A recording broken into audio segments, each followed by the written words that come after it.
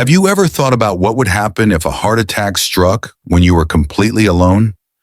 It's a frightening thought, but it happens more often than most people realize. In fact, every year in the United States, thousands of older adults face this exact situation, and many don't make it because they simply don't know what to do in those first few minutes. The truth is, what you decide to do in that short window can mean the difference between recovery and tragedy. Today, I'm going to show you exactly how to survive a heart attack alone after 60. These steps are simple, practical, and designed for people just like you. You don't need medical training or fancy equipment. You just need to know what to do and act quickly. But before we begin, I'd love to hear from you. Where are you watching this video from, and what time of day is it right now? Please drop a comment below, because I'm really looking forward to hearing from you. And if you enjoy this video, go ahead and hit the subscribe button. If not, just give it a like. I'd still appreciate it, because the truth is, this knowledge could one day save your life. Recognizing the early warning signs. Most people picture a heart attack the way Hollywood has shown it for decades, with a dramatic clutching of the chest and a sudden collapse. In reality, many heart attacks start quietly, almost like a whisper, and the first signs can be far more subtle than the movies ever suggest. For older adults, especially those living alone, recognizing these quieter signals can be the difference between getting timely help and losing precious minutes. That's why paying attention to even the smallest change in how your body feels is so important. One of the most common early symptoms is a heavy or pressing sensation in the center of the chest. It might not be sharp pain, but more like someone placed a brick on your chest, or like your ribs are slowly tightening around you. This feeling may come and go, which makes it easy to dismiss, but if it lasts more than a few minutes or keeps returning, it should never be ignored. Pain is another clue, and it often travels beyond the chest. Some people notice an ache spreading down the left arm across the shoulder or even into the neck and jaw. Others feel pressure in the upper back, a stiffness that refuses to fade, or a strange discomfort along the stomach that feels like indigestion. In fact, for many women and seniors, the first warning may look less like chest pain and more like heartburn, unusual fatigue, or a wave of nausea that doesn't seem to have a cause. Shortness of breath is another red flag, and it can appear even without chest pain. You might suddenly feel as though you've walked up a steep hill, even if you're only sitting in your chair. Cold sweats, dizziness, or a sense of lightheadedness often come right alongside these symptoms, leaving you uneasy but not always certain what is wrong. And that uncertainty is what makes these signs so dangerous, because it's tempting to dismiss them as aging indigestion or just a bad day. Let me share an example. Richard, age 74, was sitting at his kitchen table when he felt a tightness under his collarbone. At first, he thought it was something he ate, maybe just heartburn, but then he noticed he couldn't take a full breath and his palms began to sweat. Instead of brushing it off, he remembered reading that not all heart attacks begin with severe chest pain. He chose to act, and that decision may have saved his life. Stories like Richard's remind us that the body often whispers before it screams. For seniors who may already be balancing health concerns and daily fatigue, it's easy to overlook those whispers. Yet they are your body's way of asking for attention before real damage begins. If you notice pressure in your chest, unexplained shortness of breath, or sudden waves of fatigue, do not tell yourself it is nothing. The good news is that awareness gives you power. Recognizing these early signs means you can take action, quickly call for help, and give your heart the best chance to recover. By listening carefully to your body and respecting even the quietest warnings, you can take control, protect your independence, and continue living life on your own terms. Call 911 immediately. When chest pressure, sudden shortness of breath, or unexplained nausea strikes, the instinct for many older adults is to downplay the situation. Some pick up the phone and call their children first, hoping for advice or reassurance, while others convince themselves they can drive to the hospital on their own. Both of these choices may feel natural in the moment, but they are also among the most dangerous mistakes you can make when facing a possible heart attack. Time is not on your side, and every minute without treatment increases the damage to your heart muscle. That is why calling 911 must always be your very first action. The emergency system in the United States is built to respond quickly and bring help directly to your door. When you dial 911, a trained dispatcher will answer and guide you step by step. They may ask about your symptoms, your address, and whether you are alone.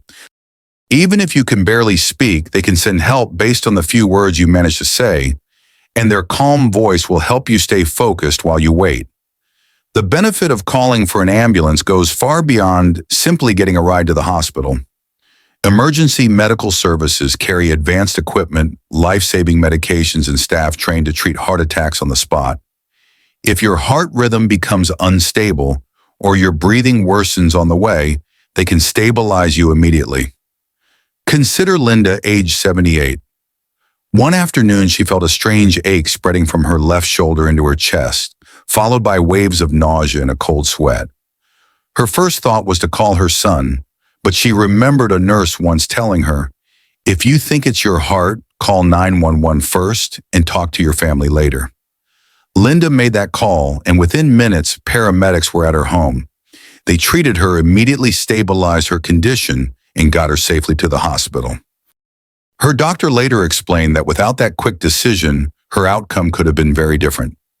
Many older Americans worry about being a burden, afraid that calling 911 will waste resources or upset someone if it turns out not to be serious. But the truth is, the system is designed for exactly this purpose, and emergency workers would always rather arrive to find you safe than miss the chance to save your life. So the next time you feel unusual pressure in your chest, sudden weakness, or unexplained breathlessness, do not hesitate. Reach for the phone, dial 911, and let the professionals take it from there. That single act, simple yet powerful, could give you the extra years of independence, family gatherings, and peaceful mornings that you still deserve. Using aspirin the right way. When a heart attack begins, the body's natural reaction is to form a blood clot that blocks the flow of oxygen to the heart muscle. This clot is what causes pain damage and sometimes sudden death, and every passing minute allows the blockage to grow larger. That is why one of the most powerful tools you can keep close at hand is something simple and inexpensive and familiar, an aspirin tablet. Doctors have known for decades that aspirin thins the blood and helps slow or even stop a clot from getting worse. The key, however, is how you take it in that critical moment. If you swallow an aspirin whole, it can take too long for your body to absorb and use it. That is why experts recommend chewing a standard 325 milligram tablet slowly before swallowing. By chewing, the medicine enters your system faster, giving your heart a chance to keep blood flowing until professional help arrives. This step does not cure a heart attack, but it can buy you precious time, and in many cases, it reduces the amount of permanent damage to the heart muscle. There are important cautions to remember. If you know you are allergic to aspirin, or if your doctor has specifically told you to avoid it due to other blood-thinning medications, then you should not use this step. For everyone else, especially seniors at higher risk of heart disease, it can be life-saving. The benefit almost always outweighs the small risk when a true heart attack is happening, because a growing clot left untreated can be fatal in minutes. Let me share a story that may sound familiar. Joe, 72 years old, woke up one morning with a pressure in his chest that felt like someone was pressing a heavy book against him. At first, he thought it might be indigestion, but the feeling grew tighter and his breath felt shorter. He remembered a talk his doctor gave at a community center about heart attacks and aspirin. With shaky hands, Joe opened his kitchen drawer, grabbed a tablet, and chewed it slowly while waiting for paramedics. Later, his cardiologist told him that simple act likely reduced the damage to his heart and gave the doctors more time to treat him effectively. Joe's decision in that quiet kitchen may have saved his life. For older adults, the challenge is often preparation. If aspirin is tucked away in a bathroom cabinet or hidden on a high shelf, you may not reach it when you need it most. That is why it helps to keep a small supply in places you use every day. A bottle in the nightstand, A packet in the kitchen drawer, even a pill tucked into your wallet or purse can make all the difference. In American households where many seniors live independently, this small habit creates peace of mind. It is a small action, a low-cost choice, but one that carries life-saving power. By preparing now and remembering to chew, not swallow, you give yourself a chance to face a frightening moment with knowledge, courage, and hope. Staying still, sitting or lying down.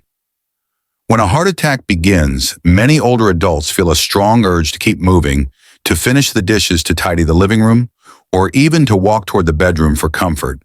But in those fragile minutes, every step, every unnecessary motion forces your heart to pump harder, demanding oxygen that it simply cannot supply. Movement that once felt harmless can now tip the balance, adding strain to an already struggling muscle and pushing your body closer to collapse. That is why staying still is one of the most important steps you can take. Find the safest spot nearby and settle into it without delay. If you are able, sit upright in a sturdy chair with your back supported, your feet flat on the floor, and your arms resting loosely at your sides. This position reduces the heart's workload and allows your breathing to steady. The goal is not comfort alone, but to give your heart a chance to fight without being overburdened. Sometimes dizziness or a sense of faintness makes sitting upright difficult. In that case, lying on your side with your head slightly elevated can be safer. This position helps maintain blood flow to your brain and reduces the risk of choking if nausea develops. It may feel counterintuitive to lie down when you want to pace or seek distraction, but stillness is your ally, not your enemy in these moments. Alice at 81 learned this lesson in the most personal way. One afternoon, she felt a heavy pressure spreading across her chest, and her first instinct was to keep cleaning the kitchen. She thought, if I just get things in order, I'll feel better. But then she remembered her doctor's advice.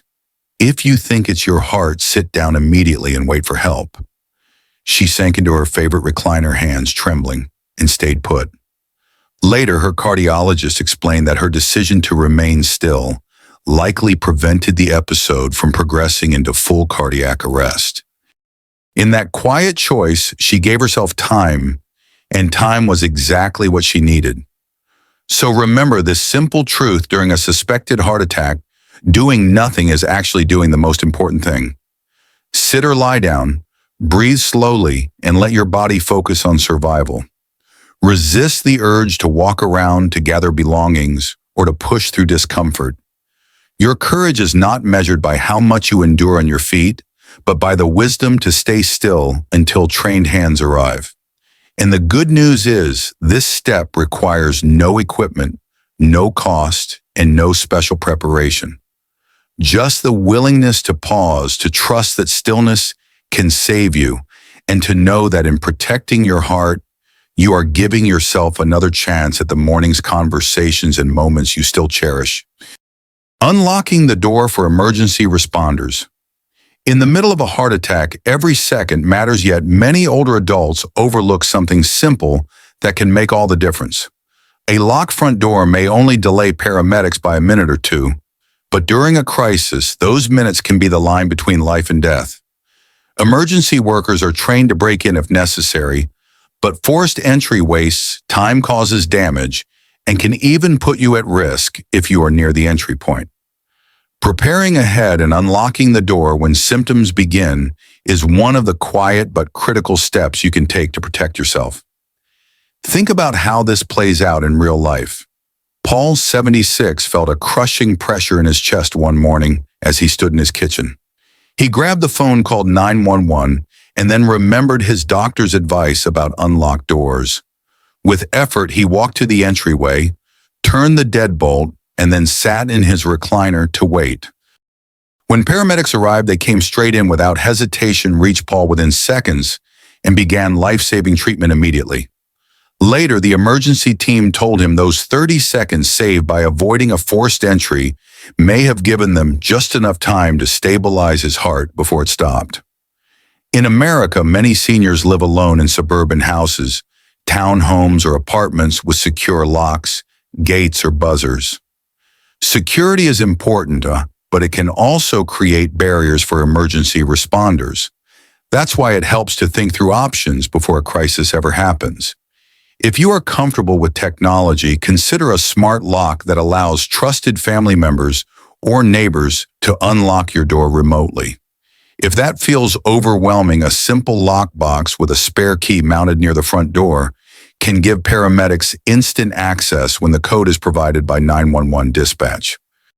And if technology isn't your preference, ask a trusted neighbor to hold a spare key and make sure they are willing to act quickly if needed.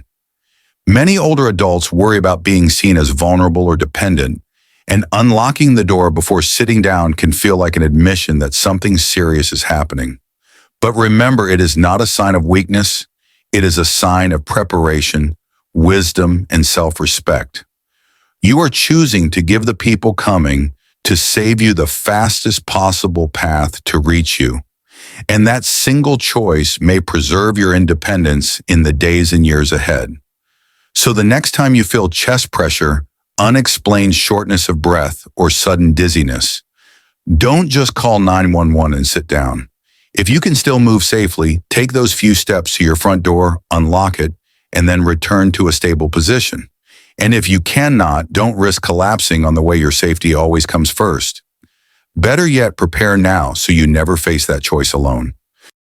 By planning ahead, you give yourself confidence, reduce fear, and remind yourself that even in moments of crisis, you are still in control of the steps that could save your life. Using your smartphone as a lifeline.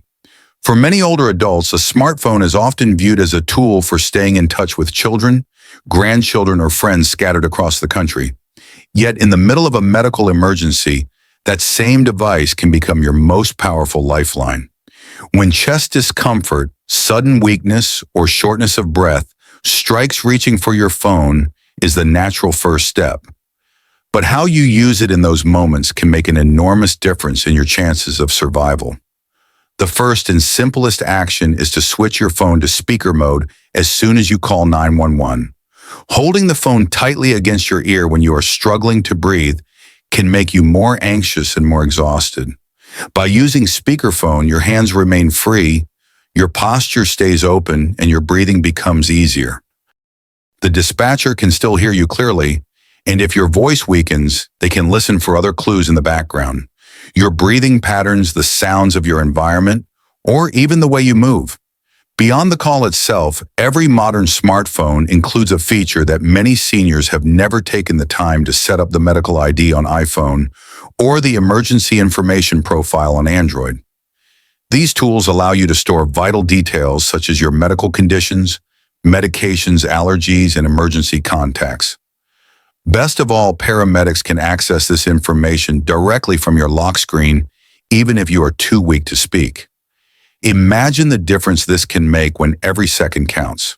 Consider Susan, age 79, who collapsed in her living room after feeling dizzy and nauseated. By the time emergency responders arrived, she could no longer answer questions. But her iPhone's medical ID was set up with her age history of diabetes and a severe allergy to penicillin. That information allowed paramedics to treat her safely, avoid dangerous medications, and call her daughter within minutes. Susan's story shows how a few minutes of preparation with your phone can prevent life-threatening mistakes later on. Another smart habit is saving emergency contacts under the label ICE, short for in case of emergency. Many first responders are trained to check for this, and it gives them a quick way to notify loved ones while focusing on your care. A son, daughter, trusted neighbor, or close friend can all be listed, ensuring that someone you trust is updated even if you cannot speak for yourself.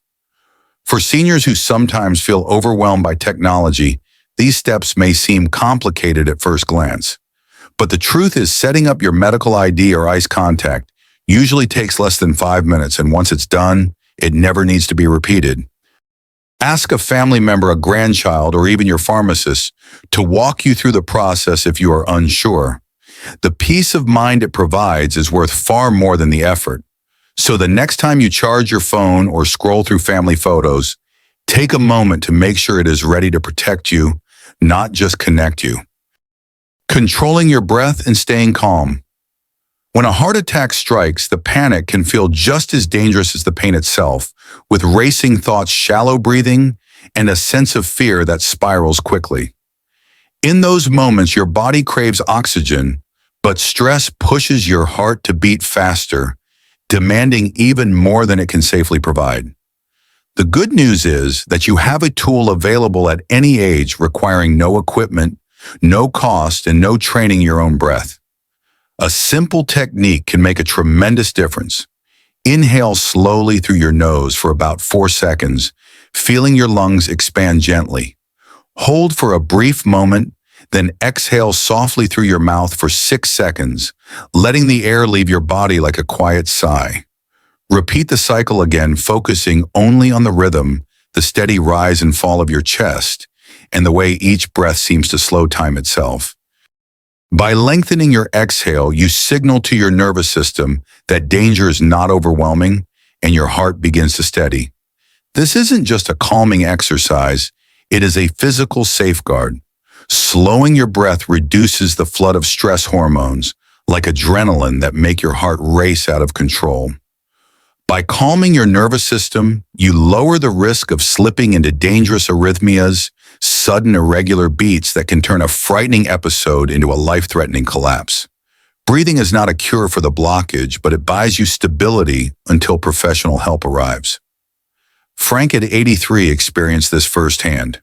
He felt a crushing weight across his chest one evening and believed he might not last until paramedics reached him. Fear gripped him, and he could hear his heart pounding in his ears. Then he remembered a breathing technique his doctor had once demonstrated.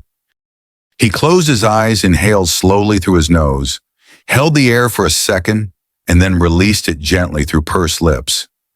Each cycle brought a little more calm, a little more control, and enough steadiness for the emergency team to find him still conscious. Later, his cardiologist explained that staying calm may have spared him from cardiac arrest. Frank's choice to breathe was more than a habit, it was an act of survival. For older adults, this technique works best when practiced in everyday life, not just in emergencies. Try it when you feel anxious watching the evening news or before bed, when your mind refuses to settle. Practice during your morning walk or while waiting at a doctor's office. The more familiar your body becomes with the rhythm, the easier it will be to return to it when fear and pain threaten to take over. So remember, while medicine and emergency care are essential, your breath remains a quiet power you carry with you everywhere. In moments when the world feels out of control, you can claim a measure of calm, steady your heart, and remind yourself that even under pressure, you are not helpless. By practicing now, you prepare your body and mind to meet fear with focus, giving yourself the best chance to endure and recover. Preparing before an emergency strikes. The best way to face a crisis is to prepare before it ever arrives, because in the middle of a heart attack, clarity fades quickly. Keeping a bottle of aspirin in easy-to-reach places, like your nightstand kitchen drawer, or even your wallet, ensures you won't waste time searching when seconds matter. Practicing how to dial 911, rehearsing a calming breathing exercise, and storing your medical information on your phone may feel unnecessary now, but those habits become life-saving anchors when fear takes over. For seniors living alone, a small medical go bag can make all the difference. Inside, keep a list of your prescriptions, copies of important medical records, a spare pair of glasses, and a small flashlight. Simple touches like these offer peace of mind not just for you, but also for the emergency responders who arrive to help. In many American households, it's also common to tape a list of family phone numbers and your doctor's contact information on the refrigerator. Paramedics know to check there, and that one step can speed communication when you're unable to speak. Preparation may feel like worry, but it is actually a gift you give yourself and your loved ones, a promise that you are ready, steady, and determined to stay safe. We have walked together through 7 simple but powerful steps. Recognize the warning signs, call 911 without delay, chew an aspirin, stay still, unlock the door, use your phone wisely, and steady your breathing. Each action may seem small on its own, yet combined, they form a chain of survival that is stronger than luck. Preparation and calm decisions matter more than chance, and they can be the difference between losing precious time and gaining precious years. Remember, you are not powerless even if you are alone when the pain begins. By knowing what to do, you give yourself the chance to fight, and you give your loved ones the gift of your continued presence in their lives. Sharing this knowledge can be just as important, because what saves you today could save someone else tomorrow. So I want to hear from you. Have you ever faced a health scare that reminded you how fragile these moments can be? Share your story in the comments below. And if you found value here, subscribe to stay connected with more guidance, and pass this video along to a friend or family member. Together, we can build a community that is prepared, supported, and never alone in the fight for health and independence.